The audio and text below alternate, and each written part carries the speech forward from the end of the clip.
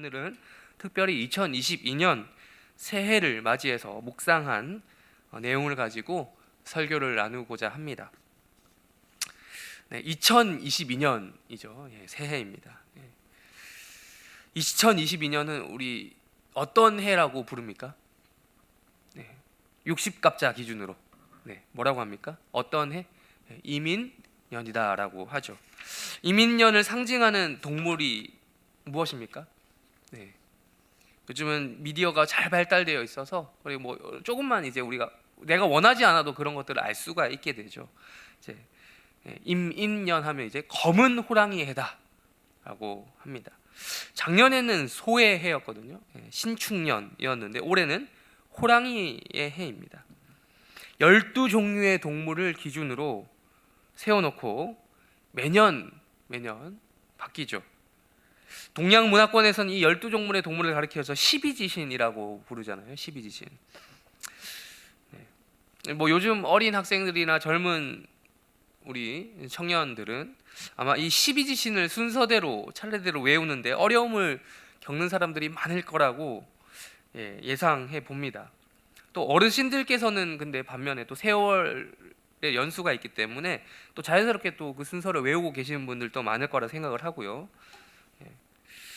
저도 어떻게 보면 저도 이제 한자 세대에서 벗어나고 있었기 때문에 한자 교육을 이제 거의 잘 이렇게 약화되던 시기 때문에 잘 이렇게 모를 수도 있는데 어릴 때 제가 이제 봤던 만화 영화 중에 이걸 잘 외울 수 있도록 도와주는 만화 영화가 있었어요. 제가 어렸을 때. 그래서 이제 만화 주제가를 외우면서 이 12지신을 외우곤 했습니다. 지금도 기억이 납니다. 그래서 뭐 올해는 인이니까 호랑이 해다 라는 식으로 저도 이제 파악을 할 수 있었습니다. 그래서 뭐 시작부터 제가 지금 60갑자니 12간지니 하는 이야기로 설교를 시작하니까 뭔지 뭐 음향오행을 이야기할 것 같고 사주팔자 뭐 이런 것들을 이야기할 것 같은데 제가 그런 식으로 여러분을 미혹하려는 목적에서 그런 이야기를 한 게 아니고요. 이 이민년 새해를 맞이해서 호랑이에 대해서 조금 더 생각해 보려고 합니다. 예로부터 우리 한반도 땅에 이 조선 팔도 땅에는 호랑이가 많이 살고 있었어요. 여러분, 괜히 12간지에 이 12동물 중에 호랑이가 포함되어 있는 것이 아니겠죠. 동양 문화권에서 이 호랑이는 매우 익숙한 동물이었습니다. 지금이야 이제 그렇게 우리 이 가운데 익숙하지 않겠지만 또 익숙해서도 안 되겠죠. 지금 익숙하면 좀 곤란하겠죠. 동물원에 가야 볼 수 있는데 매우 무서운 동물이라서 그렇습니다. 제가 몇 년 전에 어린이 대공원에 가서 오랜만에 봤던 실제 호랑이, 물론 이제 실제 호랑이라고 해서 이제 유리관에 갇혀 있었지만 여기 건대 쪽에 가면 어린이 대공원 있잖아요. 거기 가면 호랑이가 있는데 거기서 봤던 오랜만에 진짜 어릴 때 보고 오랜만에 봤던 그 호랑이를 봤을 때 야 진짜 크긴 크다, 무섭다라는 그 크기와 위험을 잊을 수가 없습니다. 어릴 때 봤던 느낌하고 또 다르더라고요. 그래서 이제 우리 이 한반도 땅, 그러니까 일제 강점기 시절에 일본 사람들에 의해서 이 조선 팔도 땅에 호랑이 씨가 마르게 되었어요. 호랑이를 하도 많이 잡아들여서 뭐 이거에 대한 뭐 긍정적인 이야기도 있고 부정적인 이야기도 있습니다. 뭐 자연 훼손이다 뭐 이런 얘기도 있는데 사실 호랑이가 남아 있었으면 지금 우리 참 힘들었겠죠. 물론 우리가 미리 그 전에 이제 다 잡았겠지만 기술로.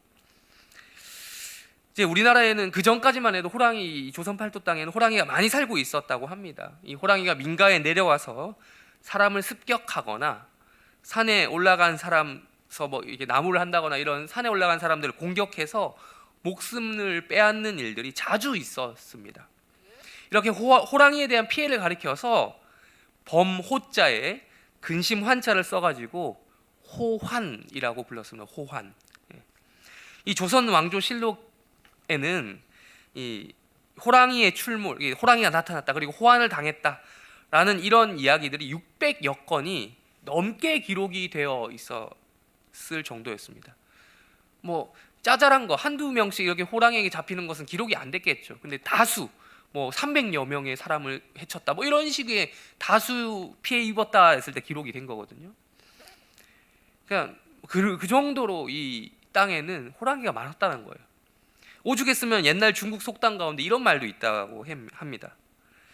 조선 사람은 1년이 있으면 1년의 반을 호랑이를 사냥하는 데 보내고 나머지 반년은 호랑이에게 잡아먹힌 사람의 문상을 가느라 보낸다 라는 말이 있을 정도라고 합니다. 그만큼 옛날에는 우리 한반도 땅에 이 호랑이가 많이 살았다는 거예요. 그리고 호환이라고 하는 것들이 사람들에게 일어나는 것이 이상한 일이 아니었던 것이죠. 자연계의 최상위 포식자 호랑이였던 겁니다. 말 그대로 또 다른 최상위 포식자 인간이죠. 인간. 이 사람과 인간, 이 사람 늘 이 서로 잡아먹고 잡아먹히는 이런 관계였던 것입니다. 인간이 호랑이를 잡기도 하고 하면서 이렇게 사람에게 있어서 호랑이는 가깝지만 멀리하고 싶은 당신 뭐 이런 것이었겠죠. 그래서 심지어 옛날 사람들은 이 호랑이에 대한 두려움과 경외심이 있었어요. 이게 어디까지 발전했느냐? 일종의 뭐 민간 신앙이라고 하죠. 거기까지 발전했습니다. 호랑이를 뭐라고 불렀냐면 별칭으로 산군, 산에 있는 임금이다. 네. 혹은 산신령이다. 영적인 존재, 영물로 본 거예요. 네. 숭배하는 경우도 있었습니다. 이제 뭐 그래서 호랑이 그림을 그려서 대문에 붙여놓으면 귀신이 쫓아간다. 뭐 이런 거. 1월 1일 이제 곧 설날이 다가오는데 정초가 되면 뭐 궁궐을 비롯해서 이제 뭐 그렇게 호랑이의 그림을 붙여놓고 부정함을 막는 재앙을 막고 역병을 막는다라는 이런 것들이 있었다고 합니다. 이렇게 동양 문화권 최상위 포식자에 호랑이가 위치하고 있었다면요, 정반대로 서양이죠. 서양을 한번 볼까요? 서양 문화권 최상위 포식자에는 무엇이 있을까요? 호랑이 반대에 뭐가 있습니까? 사자죠. 사자. 동양의 12간지에는 사자가 없습니다. 호랑이만 있습니다. 비슷한 느낌을 주는 서양에는 별자리가 있습니다. 이 별자리에는 호랑이가 없고 무슨 자리가 있겠어요? 사자 자리가 있어요. 사자 자리. 그래서 호랑이가 세냐 사자가 세냐 라는 것은 옛날부터 사람들의 관심사였습니다. 사자가 이긴 적이 또 있고 호랑이가 이긴 적도 있어서 뭐 누가 한 종이 절대적으로 세다, 우수하다라고 쉽게 결정을 내릴 수가 없어요. 여러분 뭐 가보신 분들 계실지 모르겠죠. 에버랜드라는 곳에 가면 사파리라고 있습니다. 네, 거기 가면 이 중에도 가보신 분들 계시겠지만 거기가 맹수들을 가까이 볼 수 있습니다. 나름 차를 타고. 근데 가면 정말 재미있습니다. 네, 거기 사파리에 가면 사자와 호랑이가 같이 살거든요. 뭐 지금도 같이 사는지 모르겠지만 옛날에는 그랬어요. 그래서 서열 1위를 정하기 위해서는 맹수들 사이에서 그게 있잖아요. 서열이 있잖아요. 집에 개를 여러 마리 키워도 서열이 있잖아요. 보면 그 중에 주인이 꼴찌를 하는 경우도 있는데, 아무튼 서열 1위를 정하기 위해서 그들 간의 숙명의 대결을 피할 수가 없습니다. 대체로 사자나 호랑이 한 종이 일방적으로 서열 1위를 차지하는 경우보다는 번갈아 가면서 어떨 때는 사자가, 어떨 때는 호랑이가 뭐 이런 식으로 서열이 바뀐다고 하더라고요. 이렇게 서론을 좀 길게 말씀드렸는데 이 말씀의 부분을 나누기 위해서 이렇게 길게 끌고 왔습니다. 오늘 성경 본문에 보면 이 서양 문화권의 최상위 포식자라고 할 수 있는 사자가 등장합니다. 오늘 본문 베드로전서 5장 8절 우리 다시 한번 읽어볼까요? 5장 8절 우리 살펴보시겠습니다. 5장 8절 읽겠습니다. 시작. 깨어라 사자같이 두루 다니며 삼킬 자를 찾나니. 네, 베드로전서 5장은 이 베드로전서 1장 1절 맨 앞에 가면 확인할 수 있는 정보가 있는데 바로 그것처럼 사도 베드로가 본도, 갈라디아, 갑바도기아, 아시아, 비두니아, 즉 지금의 터키 지방에 해당하는 장소에 있는 초대교회에게 쓴 편지의 마지막 부분에 해당됩니다. 이 사도 베드로는 오늘 본문 5장 8절까지에 앞서서 이미 많은 부분을 초대교회 성도들에게 권면을 했었습니다. 그 중에는 오늘 이따가 2부 예배에서 담임 목사님에 의해서 선포될 좋은 날 를 베드로전서 오늘 2장인가요? 3장인가요? 네, 3장 말씀에 보면 나올 좋은 날 을 바라보기 위해서는 어떻게 성도들이 행동해야 되는가에 대한 구체적인 지침도 포함이 되어 있었고요. 또한 특별히 오늘 우리가 지금 보는 5장 8절 직전까지의 내용을 통해서 초대교회를 다스리던 지도자, 즉 장로들을 향한 조언도 포함이 되어 있었습니다. 이때 당시 장로라고 하면 지금 우리 교회 장로님들과 같은 장로님들뿐만 아니라 목사를 포함한 교회의 모든 지도자들을 이야기하는 겁니다. 그들을 향한 조언이 포함되어 있었어요. 그러다가 자신의 편지를 마무리하기 직전에 베드로는 오늘 본문 8절부터 이런 말씀을 이어서 했던 겁니다. 뭘 하라는 것입니까? 근신하라, 깨어라 라는 거예요. 갑자기 이 막판에 베드로가 군기를 잡기 시작하는 겁니다. 정신 차리라 하는 거예요. 깨어 있으라 하는 거예요. 여러분, 사도 베드로 생각해 볼까요? 얼마나 대단한 사람입니까? 예수님의 제자 중에서도 가장 첫 번째 제자, 수제자라고 불리지 않았습니까? 그 중에서 최고의 연륜을 자랑하는 이 사람이 베드로였습니다. 흔히 하는 말로 산전수전 다 겪은 사람이 베드로였어요.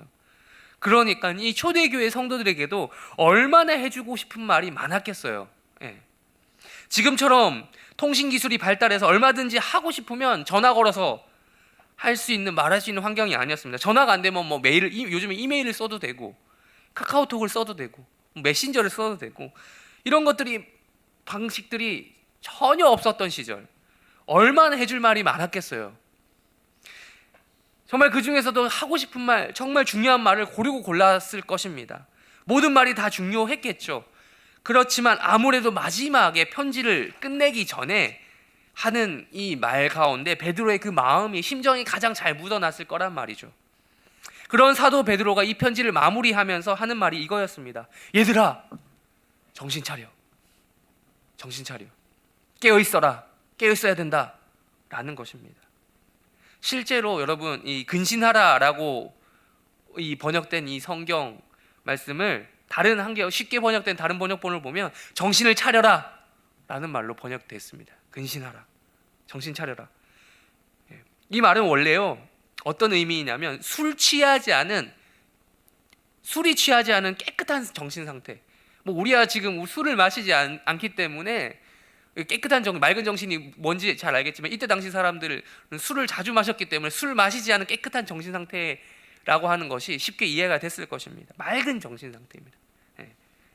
그리고 깨어 있어라, 근신하여 깨어 있으라 할 때 이 깨어 있으라라고 번역된 단어는요, 원래 어떤 뜻이냐면 망을 보다, 망 보는 거 있죠, 망 보는 거, 경계하는 것, 전방을 주시하는 것 등의 뜻을 가지고 있습니다. 그러니까 이 말은 즉슨 당시 시대적으로 배경으로 보면 이 군사적인 의미를 가지고 있는 겁니다. 지금 이거 누가 합니까? 군인들이 하는 거죠. 깨끗한 맑은 정신으로 경계를 서는 것, 망을 보는 것, 이 다 군인들이 하는 겁니다. 대부분 군인들의 임무가 바로 이거죠.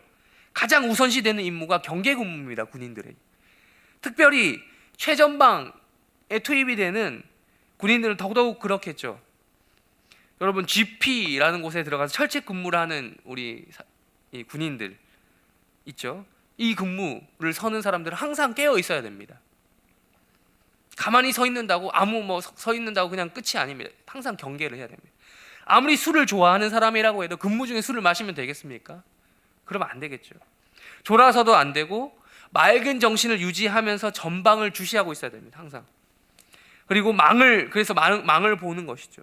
이게 경계 근무의 기본 자세입니다. 불과 며칠 전에 뉴스 보셨습니까?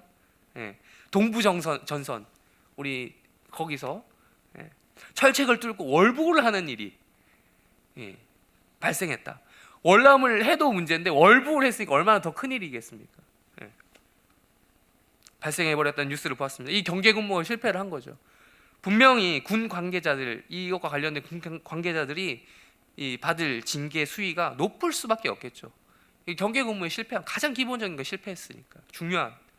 지금 베드로는 이 편지를 받는 장로들을 비롯한 성도들에게 이렇게 말하고 있는 겁니다. 정신 똑바로 차려라. 그리고 깨어 있으라는 거죠. 그런데 재밌는 게 뭔지 아십니까? 우리가 읽지 않았지만 앞에 7절 우리 한번 읽어볼까요? 오늘 시작하면 읽지 않았는데 우리 7절 우리 한번 읽겠습니다. 시작. 다 주께 맡기라. 이는 그가 너희를 돌보십니다. 뭐라고요? 지금 모든 염려를 누구께 맡겨버리라고요? 주께 맡겨. 이게 이 말을 보면 우리 앞전에 쭉 보면 베드로가 위로를 해주고 있거든요. 이 초대교회 성도들과 특별히 이제 장로들 그룹, 지도자 그룹에게 위로를 해주다가 모든 염려를 다 주께 맡겨버려. 너희 거 아니야 그 염려. 뭐 이런 식으로 이야기하다 긴장이 풀릴 만한 말이죠. 장로로서 교회 지도자로서 책임이 막중해서 너무 힘들다. 뭐 이런 거 알지 않았겠어요 베드로가 누구보다도. 로마 정부로부터 시작된 박해 때문에 힘들다. 신앙 지키기도 힘들고 세상 유혹도 힘들고 신앙 지키는 것도 힘들고 막 그렇다. 사람들은 멸시하고 무시하고 이런 거에 비해서 우리 교회의 세력은 너무 약하고 힘들고 그래서 염려가 많지 않겠어요 당연히. 이에 대해서 베드로는 잘해라 그래 격려하는 뭐 이런 일들을 7절까지 이어가면서 말했단 말이죠. 그러면서 모든 염려를 너희들이 하지 말고 주님께 맡겨버리라 라고 말을 했습니다. 하나님이 돌보셔 책임지셔 너희들 인생 이렇게 말하자마자 곧바로 8절에서 뭐라고 하는 겁니까? 정신 차려 깨어있어라 라고 긴장 풀지 말라는 것이죠. 베드로 말에 정신을 못 차릴 것 같아요. 이랬다가 저랬다가 막 사람을 막 휘어잡는 거죠. 막 말로. 분명 위로가 필요한데 지금 이렇게 위로를 받아가지고 긴장을 풀어서는 안 된다라는 어조가 말씀의 이 흐름을 통해 느껴질 수 있는 거예요. 군대에 가면 5분 대기조라고 있습니다. 그들은 쉴 때에도 군복을 입고 쉽니다. 말 그대로 상황이 터지면 5분 안에 출동을 해야 되기 때문에 일부러 그렇게 옷을 입고 있는 전투복을 입고 있는 훈련을 시키는 겁니다. 그게 임무입니다. 쉴 때도 있지만 긴장을 놓아서는 안 된다는 거죠. 그렇다면 왜 도대체 정신 차리고 있어야 되는가? 왜 깨어 있어야 되는가? 왜 우리 대한민국 국군은 경계 근무를 펼치는가? 그 이유는 간단하죠. 북조선 노동당, 북한 정권에 의해 움직이는 그 북한군의 존재 때문에 그런 것이죠. 북한 정권은 우리에게 있어서 무엇입니까? 우리 뭐 이렇게 법률상 물론 우리가 뭐 평화 통일을 위해서 노력해야 되겠지만 기본적으로 우리는 대적 관계입니다. 대적 관계. 우리의 주적이죠. 북한군, 북한 정권. 마찬가지로 베드로가 지금 초대교회 장로들에게 초대교회 성도들에게 정신 차려 깨어있어 라고 하면서 경계 근무를 펼치라고 하는 까닭은 우리의 대적이 있기 때문이에요. 우리의 대적 누굽니까? 언제든 우리를 집어삼킬 듯이 돌아다니고 있는 누구요? 사자와 같은 누구? 사단 때문입니다. 사단 마귀 때문에 마귀. 우리의 대적은 우는 사자와 같이 두루다니며 삼킬 자를 찾는 마귀 대적관. 우리의 대적은 마귀인 거예요. 그럼 울부짖는 마귀, 우는 사자. 울부짖는 사자를 본 적이 있습니까, 여러분? 네. 아까 뭐 사파리 말씀드렸지만 그 타고 가서도 이게 사자를 그냥 구경만 해도 무서운데 내가 거기에 혼자 떨어져 있다고 생각해 보세요. 차 밖에 나가서 무섭죠, 끔찍하죠. 근데 사자 그 앞에서 내 앞에서 울부짖는 거예요. 울음. 사자후라고 하죠, 사자후. 그걸 가까이 본다고 생각하죠. 정말 무서울 것입니다. 여러분 실제로 근데 성경에 보시면 사자가 자주 나오거든요. 이스라엘이 위치하에 있는 그 팔레스타인 지방에는 엄밀히 말하면 우리 지금 이 한국과 중국 이런 동양 문화권보다는 서양권에 더 가깝죠. 과거 한반도에 호랑이가 서식했던 것처럼요. 팔레스타인에도 그 지역에도 그 지역을 중심으로 중동 지역에는 사자가 살고 있었습니다. 지금은 없죠. 지금에야 뭐 사자는 아프리카 가야 볼 수 있는 그런 동물이 되었지만 옛날에는 이스라엘, 이라크, 이란과 같은 그런 중동 지역에도 사자가 살고 있었어요. 그래서 여러분 사사기 성경에 보면 누가 사자를 때려잡습니까? 삼손이 맨손으로 사자를 때려잡죠. 길 가다가 만난. 또한 다니엘서에도 보면 다니엘이 사자굴에 들어갔다가 하나님이 보내신 천사 입을 틀어막아서 다니엘을 못 잡아먹게 했다. 살아났다. 이런 이야기도 우리가 알고 있습니다. 지금 우리 한반도에 호랑이가 살지 않는 것처럼 팔레스타인 지방에도 사자가 아마 씨가 말랐던 것 같아요. 사람들이 다 잡아서. 근데 과거에는 살았다라는 것입니다. 삼손이었으니까 사자를 만나 사자가 울부짖는다. 그 사자기에 보면 사자가 삼손을 만났을 때 막 울부짖는 이야기가 나오고. 근데 삼손이 그게 그냥 뭐 그런 거 아랑곳하지 않고 맨손으로 때려잡았다 뭐 이런 이야기가 있는데, 우리 같은 사람이었으면 잡아먹히기도 전에 기절했을 거예요. 그때 당시 팔레스타인 지역 사람들에게는 마치 우리 이 한반도 땅의 사람, 조선 사람들이 호환 당하는 것을 무서워했던 것처럼 사환이라고 할까요? 사환? 사자에게 잡아먹히는 것을 똑같이 무서워했을 것입니다. 호랑이가 사람을 습격하는 것처럼 사자가 사람을 습격하는 일도 있었다는 것이죠. 심지어 이것도 똑같아요. 호랑이가 두려움과 경외심으로 산군 혹은 산신령이라고 불렸다라고 아까 말씀드렸죠. 영물로 숭배받았다라는 것처럼 사자도 고대 근동 지역, 그 팔레스타인 지역 중동 사람들에게 영물로 숭배받는 존재였습니다. 그냥 다 잡아 죽일 그런 동물로만 생각된 게 아니라는 거예요. 바벨론 왕국과 같은 그 옛날 고대 왕국 있죠. 그런데 유물을 이제 요즘에 인터넷만 검색해봐도 다 조금만 봐도 알 수 있는데, 거기 보면 사자 그림이 되게 많아요. 사자 장식도 많고 사자로 만든 뭐 이런 벽화나 뭐 이런 장식 이런 것들이 너무 많습니다. 박물관에 전시가 막 되고 있습니다. 사자는 그 사람들에게 영물이었던 것이죠. 숭배받는 것이죠. 베드로는요, 지금 이 이미지를 활용해서 초대교회 성도들에게 마지막으로 남길 말, 교훈으로 이것을 이야기하고 있는 겁니다. 사자가 너희를 삼키려고 이리저리 두루두루 돌아다니고 있다. 이 사자는 지금 매우 배가 고픈 그런 사자야. 먹어도 배고픔이 끝이 없어. 그러니 어떻게 하라는 겁니까? 정신 차려라. 그렇지 않으면 죽는다. 사환당한다. 호환당한다 라는 것입니다. 그것을 대비하는 방법은 무엇이라고요?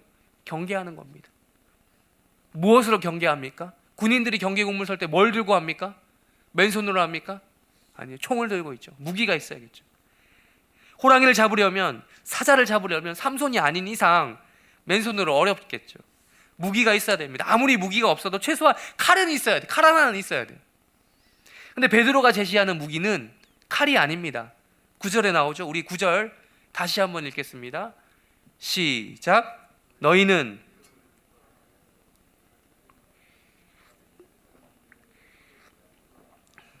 무엇으로 마귀를 대적하라고요? 믿음을 굳건하게 해라. 믿음을. 베드로가 초대교회 성도를 했던 말은 뭐 무기, 총, 칼, 최신식 장비, 미사일 이런 게 아니었어요. 물리적인 그 무엇이 아니라 영적인 것이었습니다. 믿음이었어요. 믿음, 신앙, 그거 딱 하나. 그게 우리의 대적 마귀와 싸우기 위해서 베드로가 제시했던 딱 하나의 무기였습니다. 그런데 베드로는 단순히 그냥 믿음이라고 말하고 끝나지 않았어요. 그냥 믿음을 가져 이렇게 이야기하지 않고, 마치 칼을 잘 쓰기 위해서는 칼에 날을 세워야 되는 것처럼 갈고 닦는 거죠. 총포가 잘 발사되려면 거기 기름칠을 해주잖아요. 그런 것처럼 믿음도 그냥 믿음이 아니라 그 믿음을 잘 활용할 수 있을 수 있도록 믿음을 굳건하게 하라는 거예요. 굳건하게, 견고하게 하라는 거예요. 믿음을 강하게 하는 작업을 하라는 겁니다. 그 작업을 해야 된다는 거예요. 언제든 쏴서 맞추면 그 목표물을 박살낼 준비가 되어 있을 정도로 그 총을 준비시켜 놓으라는 거예요. 예열시켜 놓으라는 거예요. 언제도 휘둘러서 치명상을 입힐 준비가 되어 있는 정도 날카로운 칼날을 만들어 놓으라는 거예요. 믿음을 굳건하게 하라는 것이 바로 이 산전수전을 다 겪은 백전노장 사도 베드로가 성도들에게 마지막으로 줄 수 있는 하고 싶은 말이었던 거예요. 근데 그러면서요, 또 이 성도들을 위로한답시고 하는 말이 있는데 좀 어이가 없어요. 한번 볼게요. 이 두 가지 면에서 어이가 없는데 9절 하반전을 먼저 한번 읽어볼까요? 첫 번째, 이는 세상에부터 한번 읽겠습니다. 시작. 이는 세상에 있는 너희 형제들도 동일한 고난을 당한 줄 알미니라. 이런 말이죠. 야, 너희만 그런 게 아니야. 다 그래. 너희 말고 다른 성도들도 다 그러고 있어. 다 똑같이 하고 싸우고 있다고. 그러니까 너희만 힘든 게 아니야. 그러니까 힘내 라는 식인데요. 여러분, 요즘에 이런 말 했다가는 이것도 위로냐? 라는 말하고 욕을 먹을 법한 이야기예요. 첫 번째, 다 그렇다라는 거예요. 두 번째, 10절 우리 한번 읽어볼까요? 10절 제가 그만할 때까지 읽겠습니다. 시작. 모든 은혜의 하나님 그리스도 안에서 너희를 부르사 자기의 영원한 영광에 들어가시니까 잠깐 고난, 여기까지입니다. 잠깐이래요. 잠깐. 이게 위로가 되겠습니까? 언제 끝날지도 모르는데 잠깐이래요. 뭐 고난이 언제 끝나는지 알면 우리가 한결 버티기 쉽겠죠. 근데 언제 끝나는지 몰라요. 잠깐. 초대교회 성도를 향한 외부적인 박해가 있었다니까요. 근데 이 언제까지 참으라는 말이에요. 근데 잠깐이래. 무심코 던진 돌에 개구리는 맞아 죽고 있는데 어떻게 버티란 말입니까? 기약도 없는 말. 요즘에도 잠깐만 참아봐. 이런 것도 한계가 있지. 요즘에 이런 말 계속 했다가는 진짜 이것도 참으라고 하는 말이냐고 욕을 먹을 만한 말입니다. 그런데 베드로는 이야기하는 거예요. 다 그래. 잠깐. 할 수 있다라는 거예요. 할 수 있다는 거. 왜 그렇습니까? 그 근거를 이야기하죠. 10절 우리 앞에서 읽은 것처럼 그 근거가 명확하기 때문이에요. 누구 안에서요? 누구 안에서? 그리스도 안에서. 그리스도 안에서 고난을 당하고 있는 주변 사람, 내 동료 말고요. 호환을 당해도 이미 징하게 당하셨던 그분이 있다라는 거예요. 고난을 당하고 호환을 당하고 다 뭐 호랑이든 뭐든 간에 다 물어뜯기고 찢겨진 몸, 인간에 의해서 그렇게 됐죠. 다 몸이 뜯겼죠. 찔리고 뜯기고 했죠. 그러면서 몸으로 죽음이 무엇인지 몸소 체험하신 누구를 보라는 거예요? 누구 안에서? 그리스도 안에서. 그리스도 안에서 할 수 있다는 겁니다. 주변 사람 말고요. 나 말고, 내 동료 말고, 고난을 당하고 있는 내 주변 동료 때문이 아니라 그리스도 안에서요. 우리의 비교 대상은 세상 사람들이 아닙니다. 주변 형제들도 아니에요. 우리가 위로받을 수 있는 비교 대상은 남이 아닙니다. 오직 누구요? 그리스도. 그러니 형제들이 우리와 똑같은 고난을 받고 있다는 점도 위로 사유가 될 수 있는 거예요. 위로가 될 수 있는 겁니다. 이거. 마찬가지로 그리스도 안에서 잠깐인 것입니다. 그래서 그렇기 때문에 고난은 분명히 있습니다. 마귀가 지금 사자처럼 호랑이처럼 달려들어서 실제로 물어 뜯을 것입니다. 이 중에도 물려보신 분들 있을 거예요. 영적으로. 물려 뜯겨본 성도들도 있습니다. 그리고 심지어 많이 물어 뜯기면 죽는 사람도 나올 수도 있습니다. 나올 것이고 나왔습니다. 이미 옛날에. 그러나 그것은 어떻습니까? 잠깐이라는 겁니다. 누구 안에서요? 그리스도 안에서. 그리스도의 죽음 안에서 잠깐입니다. 왜? 그리스도가 죽으셨잖아요. 다시 부활하셨기 때문에 우리의 고난도 잠깐이다. 우리의 죽음도 잠깐이다. 우리가 부활을 소망하잖아요. 죽고 난 후에. 잠깐인 거예요. 그걸로. 그러니 우리가 바로 이 그리스도 예수를 어떻게 해야 된다라는 겁니까? 베드로가 권면하는 것은 믿어야 된다는 거예요. 그냥 믿는 게 아니라, 그냥 믿음을 가지는 정도가 아니라 9절에서 말했던 것처럼 이 믿음을 어떻게 하라고요? 굳건하게 하라는 거예요. 굳건하게. 갈고 닦아야 된다는 겁니다. 그렇지 않으면 결정적인 순간에 호랑이와 사자의 그런 마귀에게 그대로 먹히고 말 것입니다. 믿음의 칼을 들어 찔렀는데도 그 칼이 준비가 안 돼서 무디면 안 죽는 거예요. 오히려 내가 당하는 겁니다.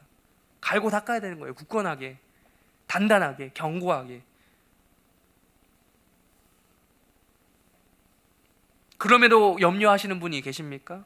10절 하반절 우리 읽지 않았는데 제가 그만하고 읽지 않았던 부분이 너희를부터 우리 다 같이 함께 읽도록 하겠습니다. 너희를 시작. 굳건하게 하시며 강하게 하시며 털을 견고하게 하시며. 믿음조차 내 마음대로 되지 않는 성도들 있겠죠. 너희를, 베드로 위로하는 겁니다. 이 말로 지금 너희를 예수 그리스도께서 어떻게 하시겠다? 친히라는 말. 친히 그가 친히 너희를 온전하고 굳건하고 강하고 견고하게 하실 것이다. 그러니 어떻게 하라는 거예요? 믿음을 가지라는 겁니다. 베드로가 이렇게 계속 여러분 온전, 굳건, 강함, 견고 이런 등의 비슷한 이미지를 써서 말하고 있잖아요. 다 이유가 있습니다. 왜 그런지 아세요? 베드로의 이름 뜻이 뭔지 아시죠? 베드로의 이름 뜻이 뭡니까? 예. 개바를 번역하면 뭡니까? 반석입니다. 반석.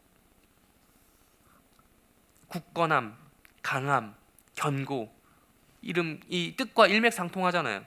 근데 예수님을 따르던 제자 시절의 베드로 기억하시죠? 인생 어땠습니까? 그것과 거리가 멀죠? 정반대 인생 살았죠? 굳건, 강함, 아니 180도 달랐습니다. 거리가 멀어서 가벼워도 너무 가벼웠어요. 예수님이 이렇게 누가복음에서 이렇게까지 말씀하셔서 여러분 잘 아시는 말씀입니다. 예수님이 베드로 이렇게 말씀하셔요. 시몬아 시몬아 보라 사탄이 너를 밀가부르듯 하려고. 밀가부르 여러분 있죠? 밀 막 날아가는 거 가벼운 거.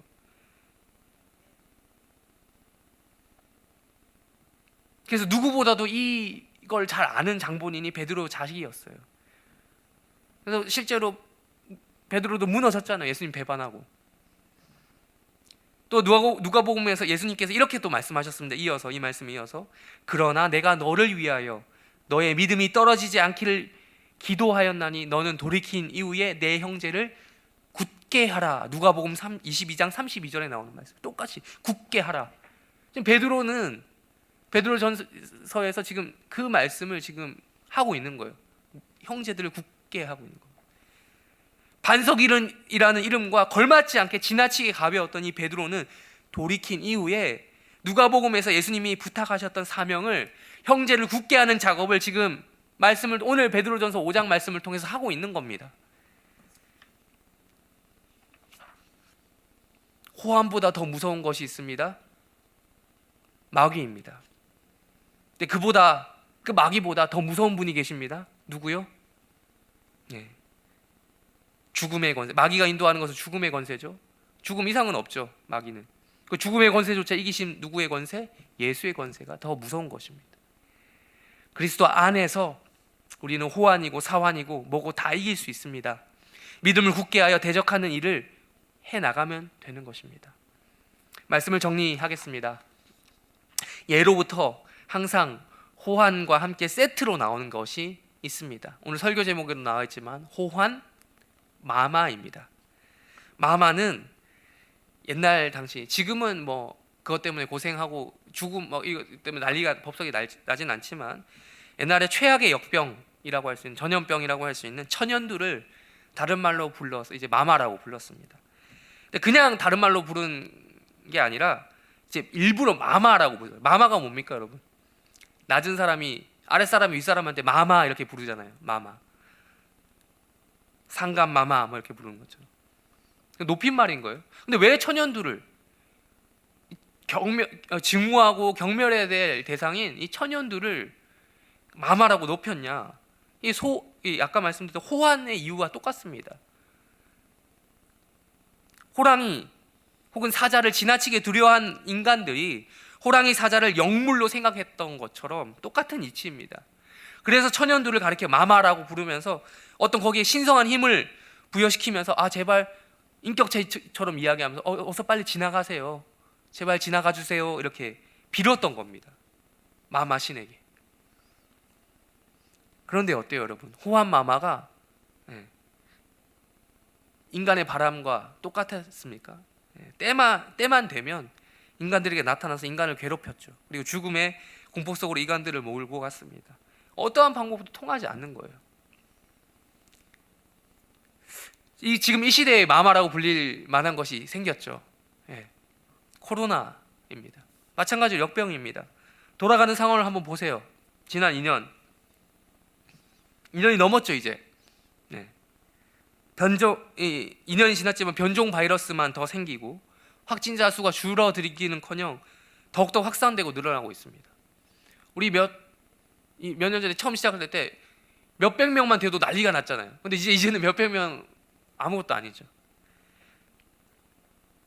인격체가 아닌데 이 코로나는 더 이상 이제 이 세상의 그 어떤 존재보다도 유명한 존재가 되었어요. 코로나 모르는 사람 없을걸요. 코로나 바이러스의 힘은 강력하고 위대합니다. 그러다 보면 이제 나중에 코로나를 숭배하는 어떤 미신이 나올지도 모르겠어요. 인간의 힘은 그 앞에 무기력하기 때문입니다. 지나치게. 우리의 대적 코로나가 우는 사자와 같이 두루두루 다니며 감염시킬 자를 지금 찾고 있는 것입니다.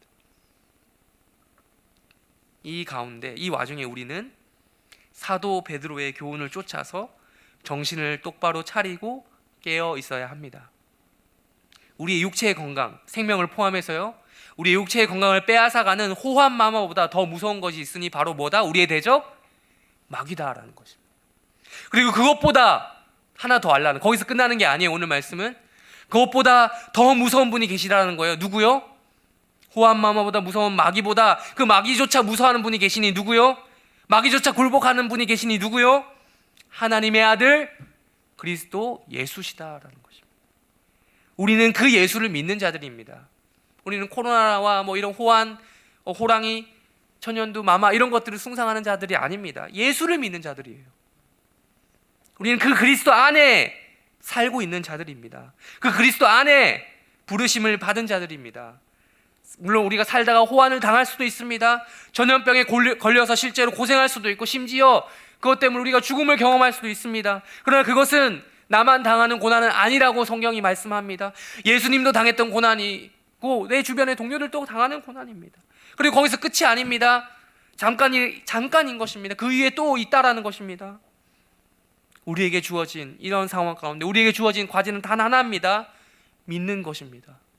그냥 믿는 것이 아니라 굳건하게 믿는 것입니다. 우리 베드로가 자기 이름대로 권면하는 것처럼, 이름처럼, 그 이름의 뜻처럼 굳게 믿는 성도들이 되라고 이 말씀을 전했으니 우리는 믿어야 하는 것입니다. 또한 마지막으로 권면합니다. 우리만 굳게 믿고, 이 말씀을 듣는 여러분만 굳게 믿고 끝나지 마십시오. 여전히 호환 마마의 공포 속에 살아가고 있는 주변 사람들에게도 이 믿음을 가르쳐주는 사람들이 되어야 합니다. 호환 마마보다 더 무서운 마귀의 공포 속에 살아가고 있는 주변 사람들이 있지 않습니까? 이 믿음의 비밀을 가르쳐주는 자들이 되셔야 됩니다. 호환 마마보다, 마귀보다 더 무서운 것이 있다. 그게 바로 그리스도 예수. 세상 수많은 사람들이 코로나의 공포에 떨며 살고 있지 않습니까? 그리고 어떤 마귀, 이런 어떤 영적인 존재의 두려움을 느끼며 살고 있지 않습니까? 그보다 더 위대한 분, 더 무서운 분, 예수님이시다.